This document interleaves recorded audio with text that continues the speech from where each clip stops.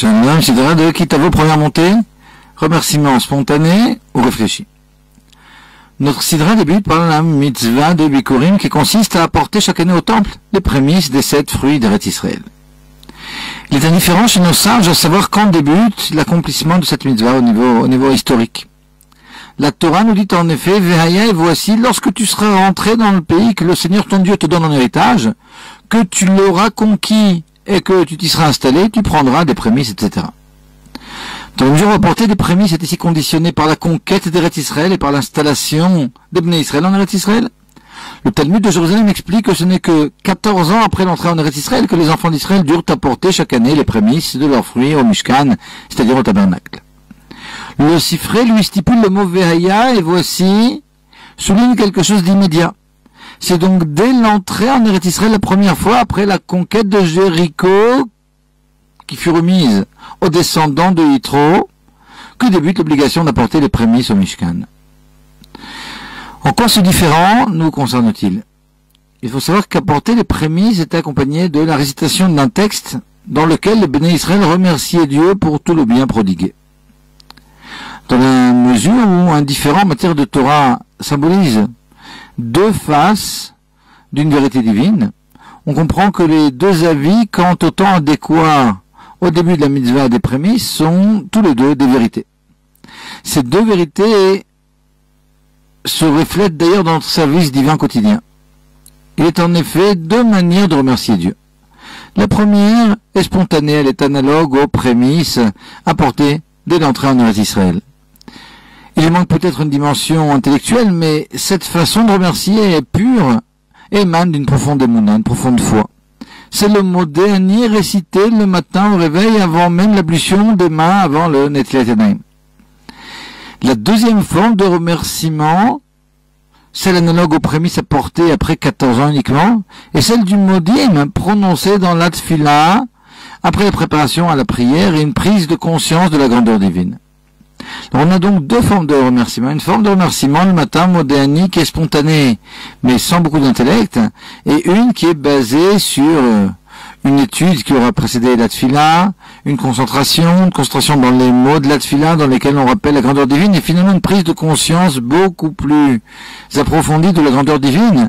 Donc, d'un côté, une pureté, quelque chose de spontané, de l'autre côté, quelque chose de moins spontané, parce que c'est quand même plus tard qu'on remercie Dieu, mais quelque chose de beaucoup plus profond. Et en réalité, ces deux formes de service divin sont nécessaires, elles se complètent pour bien faire. On associera dans notre service divin l'intellect à l'innocence et à la spontanéité. Shalom, Sidra de Kitavo, deuxième montée, bénis ton peuple, bénis Israël. On trouve dans la deuxième montée de notre Sidra le verset « Jette tes regards de ta demeure sainte, du haut des cieux, et bénis ton peuple, bénis Israël et la terre que tu nous as donnée, comme tu l'avais juré à nos pères, une terre qui ruisselle de lait et de miel. » Pourquoi le verset emploie-t-il l'expression « Uvarech tamecha et Israël » que l'on a traduite « et bénis ton peuple, bénis Israël » plutôt que « bénis ton peuple » ou bien « bénis ton peuple Israël » tout simplement. L'expression « ton peuple » désigne en général les hommes n'ayant pas d'immense connaissance en Torah. Israël cependant désigne les Talmidei Chachamim ou érudits en Torah.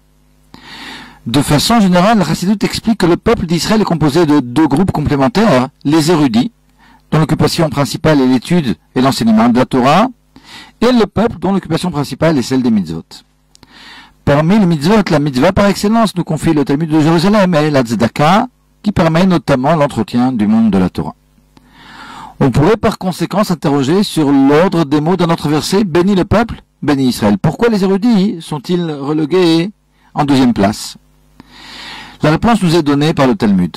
À la question « La Torah est-elle primordiale ou plutôt les mitzvot ?» Le Talmud conclut que la Torah est primordiale car son étude entraîne l'accomplissement des mitzvot.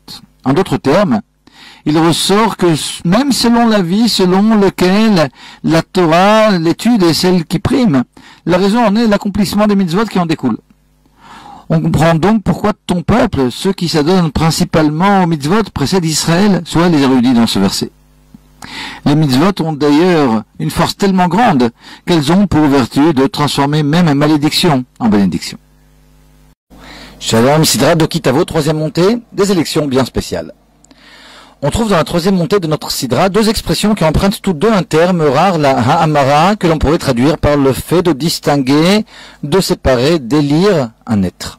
Ici, en l'occurrence, le premier des deux versets nous dit « Tu as distingué, élu aujourd'hui le Seigneur pour en faire ton Dieu, pour marcher dans ses voies, observer ses lois, ses commandements et ses préceptes, écouter sa voix. » Et le second verset « Et le Seigneur t'a distingué, t'a élu à son tour aujourd'hui afin d'être son peuple d'élection, comme il te l'a dit, afin d'observer tous ses commandements. » Ces deux versets expriment le lien exceptionnel reliant Dieu au peuple d'Israël. Or, nous lisons la Sidra de Kitavot toujours au mois d'Elul, dont on sait que les lettres Aleph, Lamed, Vav, Lamed et Elul sont les premières lettres des mots Anil, et Dodi et Dodili, verset de Shir Hashirim, le cantique des cantiques, qui signifie « Je suis », c'est ici l'Assemblée d'Israël qui s'exprime, « Pour mon bien-aimé soit Dieu, et mon bien-aimé est pour moi ». Elul est en effet le mois du travail de la tchouva, du retour à Dieu. Nous avons l'engagement de Dieu qu'il accepte tout élan positif. Il nous suffit en Elul de faire le premier pas, de vouloir s'améliorer, revenir à soi-même, pour recevoir l'aide du ciel nécessaire à ce retour. Tout mouvement de notre part est amplifié par Dieu sans aucune commune mesure. Comme dans le verset de notre Sidra, tu as élu le Seigneur, etc. Le Seigneur t'a élu à son tour. Il faut juste faire le premier pas. Anil Dodi, je suis pour mon bien-aimé. Et ce premier pas doit être sincère. Tu as distingué, élu le Seigneur, nous dit le verset, pour en faire ton Dieu. Nous demande de changer de vie et de nous réfugier en Elul dans une maison d'études nécessairement. Nous pouvons continuer nos occupations journalières. Il nous faut cependant faire un switch, redéfinir ce qui est notre vie et ce qui est accessoire. Nous avons élu Dieu pour en faire notre Dieu. Même notre vie profane sera centrée sur la ferme décision de transformer notre vie en un sanctuaire pour Dieu. Shalom, Sidra de Kitavo, quatrième montée. Aujourd'hui est contracté l'alliance. Dans notre quatrième montée, Moshe Rabbeinu et les Lévim s'adresse à tout Israël en ces mots. Écoute et entends Israël. En ce jour, tu es devenu peuple du Seigneur ton Dieu. Rashi explique que ce jour désigne chacun des jours de l'histoire, chaque jour devant être considéré comme le jour de l'alliance avec l'Éternel. Rashi vient en ces mots répondre à une question de base qui s'imposait ici. Les enfants d'Israël devinrent le peuple de Dieu lors du don de la Torah. Comment alors 40 ans plus tard Moshe Rabbeinu peut-il annoncer au Bnei Israël qu'ils devinrent en ce jour le peuple de Dieu? C'est pourquoi on doit comprendre que en ce jour, la Torah sous-entend chaque jour. Et comme le dit Rashi plus haut au début de la troisième montée, la Torah doit te paraître chaque jour comme nouvelle, comme si elle avait été donnée aujourd'hui. Il faut donc savoir entretenir la flamme de l'étude éternellement, à la manière du feu qui constamment devait brûler au Beth Amikdash, sur l'autel. Ceci est vrai quotidiennement, mais l'est a fortiori lorsque nous lisons à nouveau ce verset lors de la semaine de la Sidra de Kitavo. Le Rabbi fait de plus remarquer que dans ce verset se trouvent des allusions à la naissance du Baal Shem Tov et à la naissance de l'Admor HaZaken, qui tous deux eurent lieu un 18 Elul. En ce jour, tu es devenu peuple du Seigneur est une allusion à la naissance du Baal Shem Tov, qui fonda le mouvement de la Chassidoute qui dévoile l'appartenance de chacun d'entre nous à Dieu, donc que nous sommes le peuple du Seigneur. Et puis le mot Hayom Hazeh, en ce jour, a pour valeur numérique 78, les deux mots, Hayom Hazeh, 78. 78, c'est 3 fois 26, et c'est en rapport avec les trois attributs de l'intellect, Chochma, Bina, Da'at, qui sont finalement à l'origine de la Chassidoute, Chochma Bina Da'at, la Chassidoute Chabad, fondée par Admor HaZaken. Shalom, Sidra de Kitavo, cinquième montée, les 11 malédictions. Notre cinquième montée est celle des malédictions, ou plutôt des bénédictions tellement élevées qu'elles nous apparaissent comme des malédictions. Pourquoi Moshe choisit-il précisément ces 11 malédictions correspondant à l'infraction de 11 mitzvot bien précises parmi les 613? Rashi précise que ces 11 malédictions correspondent aux tribus, excepté celle de Shimon, que Moshe ne voulut pas maudire, sachant qu'il ne serait pas béni non plus à la fin du livre de Dvarim. Il ne précise cependant pas le rapport entre les 11 bénédictions, les 11 malédictions choisies et les 11 tribus, se basant apparemment sur la jugeote du lecteur, qui pourrait à la lueur du précédent commentaire de Rashi faire tout seul le lien. Le Rabbi, Dieu merci, fait ce lien pour nous. Première malédiction, maudit celui qui ferait une idole. La mise en garde concerne ici plus particulièrement la tribu de Dan. Dan, en effet, bien plus tard, au temps du premier Beth Amikdash, édifia une idole dans la ville de Dan, justement, comme Rachid le rappelle dans son commentaire à Lech Lecha 14.14. Deuxième malédiction, maudit celui qui avilit, celui qui dénigre ses parents. La mise en garde concerne ici plus particulièrement Asher. La terre d'Asher est en effet une terre bénie et c'est en général l'opulence qui entraîne la révolte des enfants contre les parents. Troisième malédiction, maudit celui qui déplace les bornes de son voisin. La mise en garde concerne ici plus particulièrement la tribu de Issachar qui est symbolisée par l'âne qui voyage beaucoup et risque d'empiéter sur un territoire qui lui est étranger. Quatrième malédiction, maudit celui qui égare l'aveugle en chemin. Rachi explique qu'il s'agit de celui qui donne de mauvais conseils à un non-connaisseur. La mise en garde ici concerne plus particulièrement Binyamin, dont beaucoup de familles préconisèrent le retour en Égypte après le décès d'Aaron et la disparition des nuées protectrices, comme l'explique Rachi dans Pinchas 26.13. Cinquième malédiction, maudit celui qui détourne le droit de l'étranger, de l'orphelin et de la veuve. La mise en garde concerne ici plus particulièrement Yehuda, tribu de laquelle furent issus la majorité des juges. Sixième malédiction, maudit celui qui couche avec la femme de son père. L'allusion concerne ici plus particulièrement la tribu de Réhouven, celui-ci ayant déplacé à la mort de Rachel les couches de Bila et de sa mère Léa, faute qui fut assimilée à celle d'avoir couché avec la femme de son père. Septième malédiction, maudit celui qui couche avec une bête.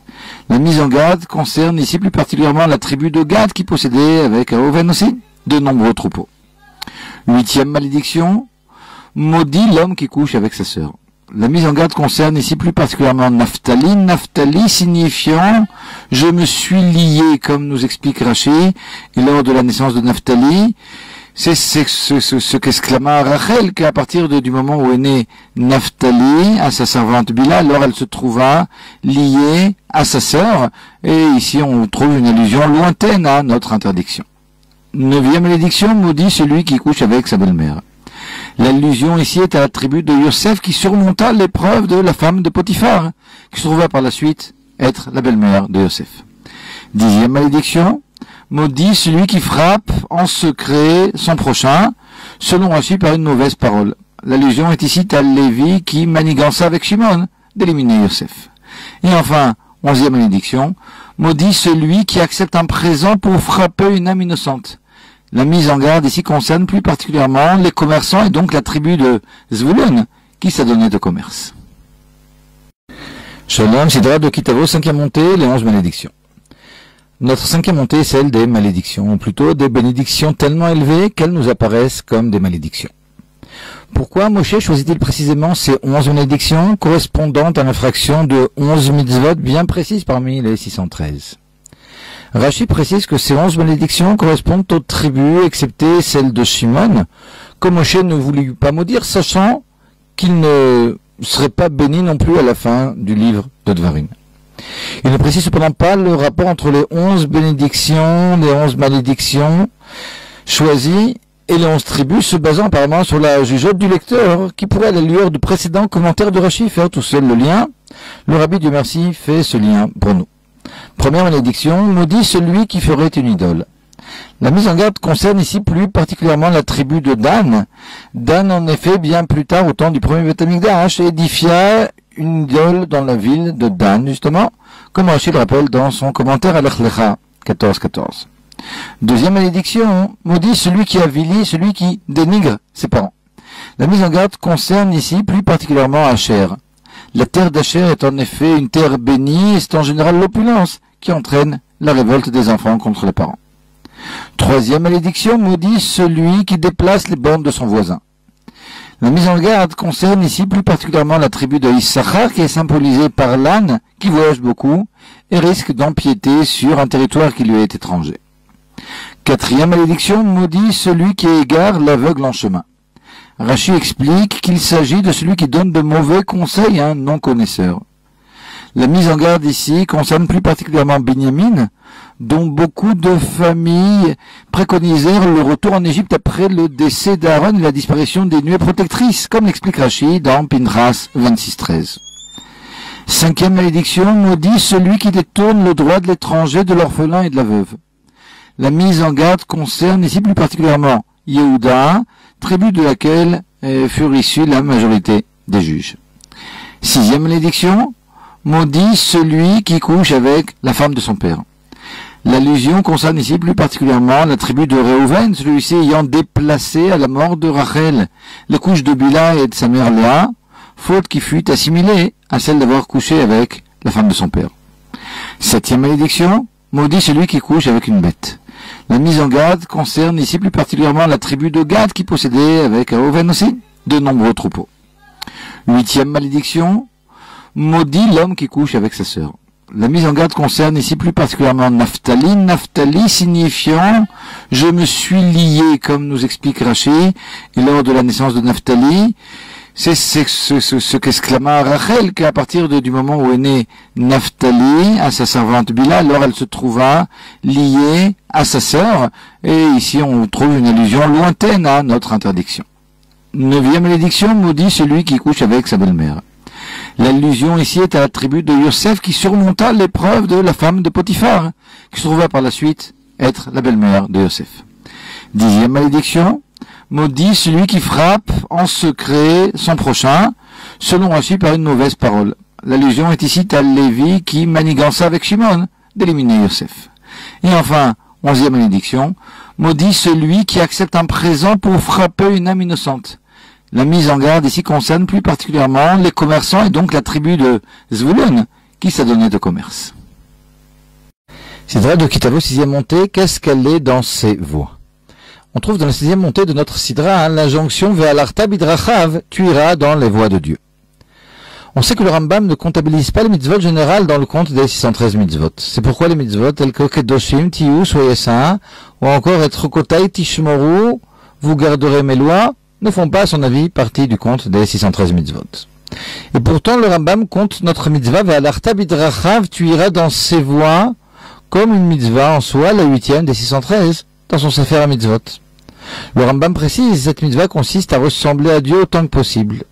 De même qu'il est bon, soit bon. De même qu'il est miséricordieux, soit miséricordieux, etc. En quoi cette mitzvah est-elle différente des mitzvot générales? Il est rapporté dans la Chassidut que les âmes des Bnei Israël diffèrent des anges du fait qu'un ange est appelé statique, omdim, alors que les Bnei Israël sont appelés me'alchim, mobiles. Les Bnei Israël, par le biais des mitzvot, peuvent en effet, tant qu'ils sont vivants, avancer de niveau en niveau toujours supérieur infiniment. L'injonction Ve'alarta bidrachav, tu avanceras dans ses voies, nous explique comment procéder pour évoluer constamment. Uniquement une prise de conscience que les mitzvot sont les voies de Dieu nous permettra de réellement évoluer et surtout de ressentir cette évolution. On pourrait effectuer les mitzvot par habitude. Dans ce cas-là, la progression serait limitée et surtout ne laisserait pas vraiment de traces dans notre conscience. En appliquant l'injonction Ve'alarta bidrachav, tu iras dans les voies de Dieu, soit de même qu'il est bon, soit bon, de même qu'il est miséricordieux, soit miséricordieux, vraiment parce que c'est le derer, c'est la voie de Dieu, d'Akadosh Baruch Hu. Dans ce cas-là, la progression est immense et la sensation exceptionnelle. Dieu introduit dans les mitzvot une force infinie, nous permettant de nous élever au-dessus même de la nature. Il faudra pour cela prendre conscience de ce que les mitzvot sont les voies de Dieu. En passant, sachant que nos sages nous disent que le meilleur moyen de nous lier à Dieu est de nous lier au tzadikim, qui déjà fusionnent avec les voies de Dieu. Shalom, Sidra de Kitavo, 7e montée, 40 ans pour comprendre.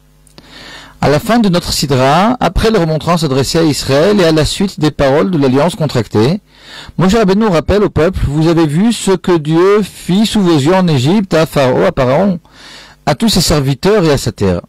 Les miracles immenses que vous avez vus, etc. Là, je saute un peu. Or, Dieu ne vous a donné un cœur pour comprendre, des yeux pour voir et des oreilles pour entendre que maintenant. Ce passage est paradoxal. Tout d'abord, Moshe rappelle les miracles vus en effet par les enfants d'Israël, mais alors il rajoute que ce n'est que maintenant, soit 40 ans plus tard, qu'ils peuvent réellement comprendre, voir et entendre. La solution de ce paradoxe se trouve dans le commentaire de Rashi. Dieu nous a donné un cœur pour comprendre, nous dit Rashi, pour comprendre les bienfaits que maintenant. Dans ce verset, Moshe ne parle pas des miracles de la sortie d'Égypte et puis ceux de la traversée de la mer Rouge. Ceux-ci, en effet, bouleversèrent totalement la nature et même un homme non averti ne put pas ne pas y voir la main divine.